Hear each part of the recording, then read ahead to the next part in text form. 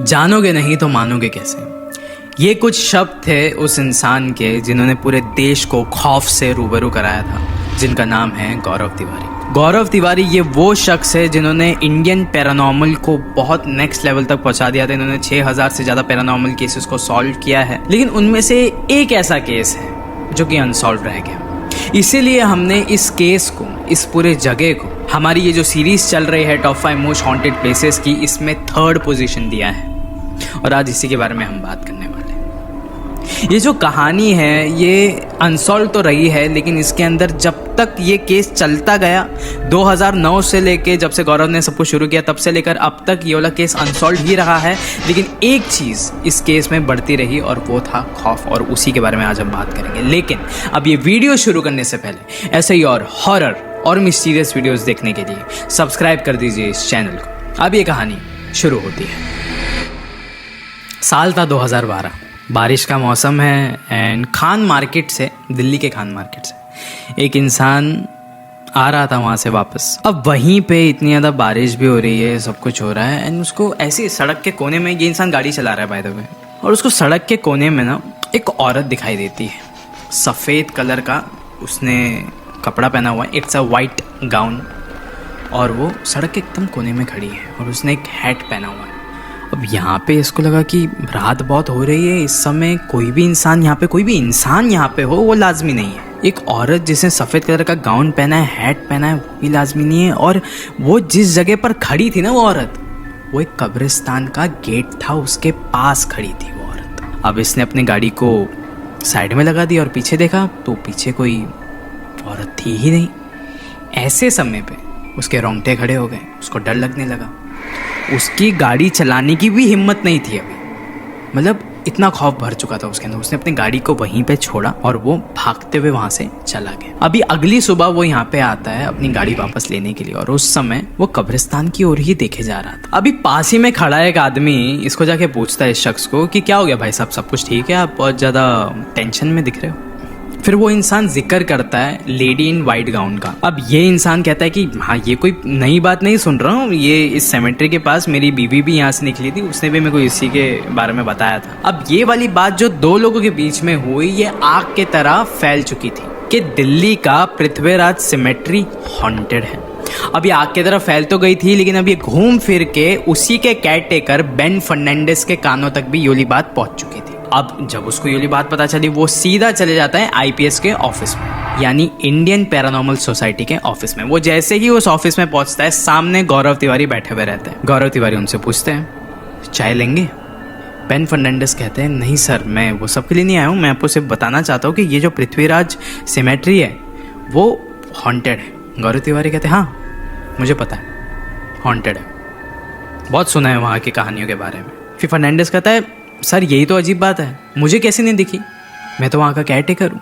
फर्नांडिस ने कहा कि देखो उस शख्स के साथ क्या हुआ, किसी और शख्स के साथ क्या हुआ, मुझे उससे कोई लेना देना नहीं, शायद से हुआ होगा, लेकिन मैं वहाँ पे हर रात को रखवाली करता हूँ, मुझे ये पता है, आवाज़ें सुनता हूँ हाँ, मुझे आत्माओं का भास होता है हाँ, लेकिन मैंने कभी किसी को वहाँ पे देखा नहीं, किसी आत्मा को भटकते हुए वहाँ पे नहीं देखा। ये जो दावा किया जा रहा है लोगों के द्वारा कि वहाँ पे एक सफ़ेद कपड़े में लिपटी हुई औरत घूमती है, वो तो बिल्कुल नहीं देखा।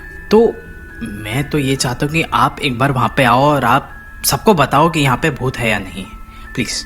फिर गौरव तिवारी ने कहा कि मैं ये सब चीज़ों में मानता हूँ, लेकिन एक हद तक मानता हूँ। मैं हमेशा जो सबसे पहली प्रायोरिटी है वो मैं साइंस को देता हूँ, कि लोग समझे कि कभी कभार चीज़ों में लॉजिक भी होती है और कभी कभार नहीं होती है, तो डेफिनेटली मैं उस चीज़ों पे मानता हूँ। अगर मुझे वहाँ पे भूतों का, आत्माओं का भास हुआ तो उस समय मैं आपकी मदद कर सकता हूँ, लेकिन एक चीज़ अपने दिमाग में रखिए कि मैं कोई भूत भगाने वाला नहीं हूँ। गाइज उन दिनों उनकी टीम में एक और एक मेंबर था जिनका नाम था राज, और वो हर एक चीज़ का बहुत ज़्यादा एक्सपर्ट था, चाहे वो किसी भी टेक्निकल चीज़ का हो, किसी भी IMF मीटर्स या फिर कोई भी चीज़ हो, हर एक चीज़ का वो दिमाग में रखता था। He was really very expert. Gaurav Tiwari का बहुत ज़्यादा खास था राज। गौरव तिवारी को बहुत ज़्यादा भरोसा था इस शख्स के ऊपर कि हर एक काम एकदम सॉर्टेड रखेगा ये इंसान। गौरव सबको कह देते कि अपने अपने इक्विपमेंट्स निकालो और EMF मीटर्स भी यहाँ पे स्टार्ट कर दो। उस समय उनकी टीम में एक लेडी आई थी जिनका नाम था Artika and she was actually writing article on IPS, Indian paranormal society. तो फिर वो भी वहाँ पे थी कि उनके काम को भी बहुत ज़्यादा सपोर्ट मिलेगा इस चीज़ से, अगर वो साथ में रहेंगे तो अच्छे से आर्टिकल लिख सकते हैं। अब उस समय उनकी टीम में कुल मिला के 6 लोग थे एंड गौरव भी सब कुछ एकदम देख रहे थे अच्छे से, सब कुछ सारे जो हॉट स्पॉट्स थे वो सबका अच्छे से ध्यान रख रहे थे। अभी उस समय राज आए गौरव के पास और उनको आके कहते ये इलाका ना ऐसा है, यहाँ पे कोहरा छा जाता है, तो हो सकता है कि कोहरे की वजह से लोगों को ऐसा लग रहा हो कि यहाँ पे एक सफ़ेद चादर में लिपटी हुई औरत यहाँ पे घूम रही है, हो सकता है। फिर गौरव कहते कि होने को तो कुछ भी हो सकता है, लेकिन बिना कोई सबूत मिले किसी भी चीज़ के कंक्लूजन पे आना, किसी भी चीज़ के तह पर आना एक बेवकूफ़ी होगी। अब इन्वेस्टिगेशन शुरू होती है। गौरव वगैरह सब लोग यहाँ पे आसपास मौजूद थे। उस समय गौरव चिल्ला के कहता है क्या यहाँ पे कोई मौजूद है? आसपास से कोई आवाज़ नहीं आती, और अगर हाँ है तो हमें साइन दो। और उस समय क्या होता है ना, उनके एकदम ठीक सामने ना एक पेड़ होता है, उसमें थोड़ी सी हरकत होने लग जाती है। गौरव थोड़े से चौकन्ने हो जाते हैं उस हरकत को देख के। उसी समय उनके कानों में एक आवाज़ आती है कहते हुए यस, जैसे किसी ने तो अभी कुछ कहा है। वो सीधा राज की तरफ मुड़ते और वो कहते कि हुआ है ना अभी कुछ, तुमको कुछ महसूस हुआ अभी? राज ने कहा नहीं सर, कुछ महसूस नहीं हुआ और EVP रिकॉर्डर में भी कुछ कलेक्ट नहीं हुआ है, हालांकि कोई भी इक्विपमेंट में नहीं हुआ है। गौरव कहते हैं नहीं ठीक से देखो, हुआ है कुछ, अभी मुझे फील हुआ है, अभी कुछ महसूस हुआ है मेरे को, मुझे किसी की प्रेजेंस फील हुई है। राज वापस चेक करते हो कहता है नो सर, सारे इक्विपमेंट्स में नेगेटिव है। फिर वो कहता है इस जगह का कोई ना कोई इतिहास तो होगा, गौरव ने कहा। राज ने कहा हाँ है, ये ब्रिटिशर्स के ज़माने का कब्रिस्तान है, बहुत ज़्यादा पुराना है। फिर गौरव कहता है नहीं इतना ही नहीं, ये जो कब्रें हैं ना, इनके अंदर जो रह रहे हैं इनका भी कोई इतिहास है, इनसे कोई ना कोई तो हमको कनेक्शन बनाना पड़ेगा। जैसे ही गौरव ने कहा वैसे ही EMF मीटर बजने लग गया। अब गौरव को पता चल गया कि EMF मीटर बज रहा है, मतलब वाकई में यहाँ पे कुछ है। तो फिर गौरव ने हाथ में ले लिया EMF मीटर और अब वो पूछते हैं कि अगर आप मर्द हो तो एक बार यहाँ पे बीप करो, और अगर आप एक औरत हो तो 2 बार, तो 2 बार बीप होता है। अब उस समय उसको लगा कि ठीक है चलो, मतलब ये कनेक्शन बनाना चाहते हैं। अब वो पूछता है क्या आप लेडी इन वाइट गाउन हो? तो एक बार बीप होता है। तब उसको समझ में आ जाता है कि यस, लोग जो बातें कर रहे हैं वो एकदम सच बात है। उसी के साथ साथ लेकिन एक चीज़ हो रहा था कि इन्वेस्टिगेशन कई बार वहीं पे रुक जाती है, लेकिन यहाँ पे इन्वेस्टिगेशन और आगे बढ़ने वाली थी क्योंकि एक आत्मा संपर्क करना चाहती है। और आप एक कब्रिस्तान में खड़े हो तो यहाँ पे बहुत सारी ढेरों सारी आत्माएं, लाजमी सी बातें होंगी ही होंगी।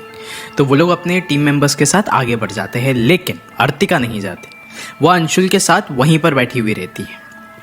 लेकिन अंशुल देखता है कि सब लोग आगे बढ़ रहे हैं तो ये भी बढ़ जाता है, लेकिन अर्तिका नहीं बढ़ती। वो हालांकि बस शायद से थोड़ा आगे चलने ही वाली थी, उसी समय उसको ऐसा भास हुआ कि उसके ठीक पीछे कोई तो है। अर्तिका को अचानक से पसीना आने लग जाता है, आवाज़ निकालने की कोशिश कर रही, लेकिन आवाज़ भी बहुत ज़्यादा दबने लग रही है उसकी, सांसें भी उसकी ठीक से नहीं चल रही थी। वो चिल्लाने की कोशिश कर रही थी अंशुल को, लेकिन फिर भी वो सुन नहीं रहा था। अभी उसको अचानक से ऐसा लग रहा था कि उसके एकदम कोई तो बेहद करीब आके खड़ा हो चुका है। उस समय वो हिम्मत करती है और भागते हुए अंशुल के पास जाती है। अंशुल को जाके कहती है कि मैं तुमको कब से बुला रही हूँ, तुम सुन क्यों नहीं रहे हो? अंशुल कहता है कि मैंने नहीं सुना, तुमने आवाज़ लगाई, मैंने नहीं सुना, सॉरी। और वो ऐसा कहते ही आगे बढ़ जाता है अपनी टीम के तरफ। वो एक्चुअली गौरव तिवारी के ही टीम का मेंबर था अंशुल। लेकिन अर्तिका फिर भी वहीं पे खड़ी रहती है, सब कुछ प्रोसेस कर रही रहती है, और उसके ठीक पीछे से उसको आवाज़ आती है, क्या तुमने सुना था? वो एकदम आराम से पीछे मुड़ती है और उसके ठीक सामने एक औरत खड़ी है जिसने सफ़ेद कलर का गाउन पहना हुआ था।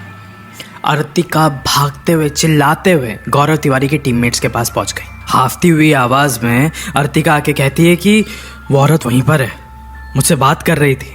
गौरव ने पूछा कि 1 सेकेंड एग्जैक्टली हुआ क्या था?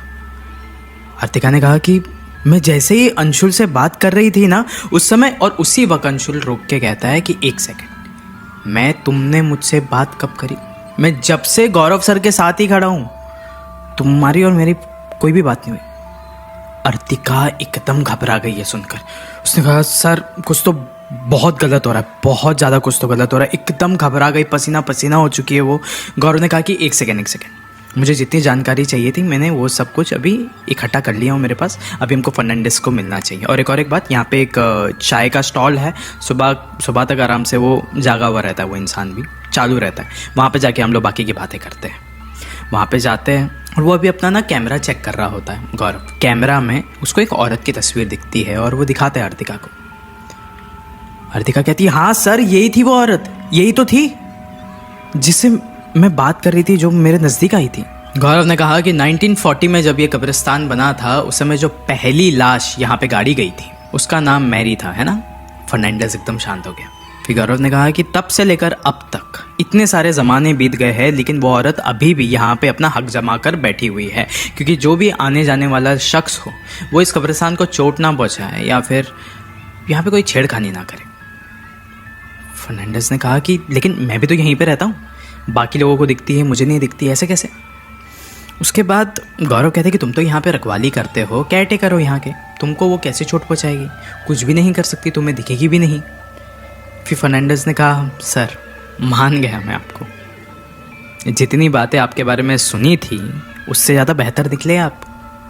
पहले जितने अपने केसेस सॉल्व किए हैं वैसे ही दोबारा आपने एक और एक केस सॉल्व कर दिया। फिर गौरव ने कहा कि यही तो मेरा काम है, मेरा और मेरी टीम हम लोग यही तो करते हैं, यही हमारी कोशिश है कि जहाँ साइंस का काम होता है वहाँ पे भूतों का नाम नहीं होता, और जहाँ पे भूतों का नाम होता है वहाँ पे साइंस का कोई काम नहीं होता। इसलिए मैं कहता हूँ कि जब तक जानोगे नहीं मानोगे कैसे। आज इस वीडियो के अंत में मैं आपसे बस इतना ही कहना चाहता हूँ, एक्चुअली कहना नहीं चाहता, सवाल पूछना चाहता हूँ। अगर आप कभी भी दिल्ली गए हो या फिर आप दिल्ली में रहते हो तो आप ये बात बताइए, क्या आपको कभी भी पृथ्वीराज सिमेट्री के पास आसपास कभी ऐसा कुछ भास हुआ है कि ये जगह हॉन्टेड है वगैरह वगैरह। क्योंकि गौरव तिवारी जो कि एक पैरानॉर्मल इन्वेस्टिगेटर थे, उनको बहुत कम जगहों पे ऐसी हॉन्टेड चीज़ें मिली है। उनको जब वाकई में किसी जगह पर ऐसी हॉन्टेड चीज़ें मिल जाती है तो वो डेफिनेटली डन हो जाता है, टिक मार्क हो जाता है for being the most haunted place any which ways. तो आप बताइए, ये सवाल आपके लिए, क्या आपको दिल्ली में कहीं पे भी कुछ ऐसा खौफनाक दिखा है जो कि पृथ्वीराज सिमेट्री के आसपास है? तो प्लीज़ मुझे कमेंट्स में बताइए। और ऐसे और वीडियोस देखने के लिए प्लीज़ सब्सक्राइब कर दीजिए इस चैनल को, क्योंकि आगे अब वर्ल्ड की टॉप 2 मोस्ट हॉन्टेड प्लेसेस आने वाली है, तो उसके लिए बने रहिए। शुक्रिया।